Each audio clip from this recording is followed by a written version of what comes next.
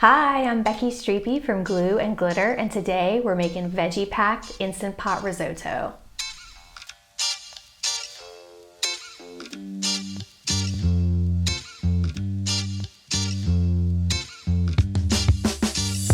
If you're new to risotto, don't worry. I know it sounds fancy, but it is super easy to make a delicious risotto in your Instant Pot.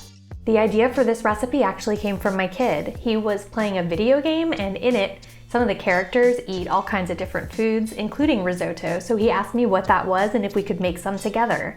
All of the beans and veggies in this recipe were all his idea, and I am thrilled with how it came out. It was super fun to develop a recipe with my kid. Risotto is arborio rice that's cooked in broth, and then you add in whatever veggies and proteins that you want. If you're not familiar with arborio rice, don't worry, it's just like a fat short grain rice. You can use bamba rice instead if you can't find arborio. And if you can't find any of those, you can even just use short grain white rice. Short grain rice is really key to this dish's finished texture. Press the saute button on your Instant Pot and then add olive oil and give the oil a few seconds to heat up. Then add onion, garlic, and carrot to the pot and saute until those onions start to turn translucent. Then press the cancel button to turn off the heat. Now add the arborio rice, vegetable broth, peas and corn, white beans, and dried rosemary and dried sage to the pot. Give it a quick stir to combine and then lock the lid.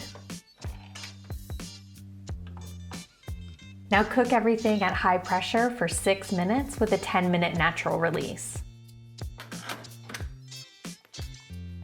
Stir the baby kale or baby spinach into the cooked rice.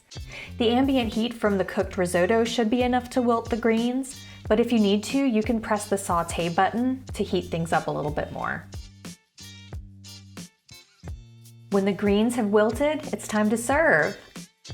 Dish your risotto up into your bowls and then top it with vegan Parmesan cheese. I like to stir the cheese in so it gets nice and melty. I hope that this video has answered all of your questions about how to make risotto in your Instant Pot. If you have any questions I didn't address, feel free to drop a comment. I'm always happy to help. And don't forget to rate and subscribe. Happy cooking!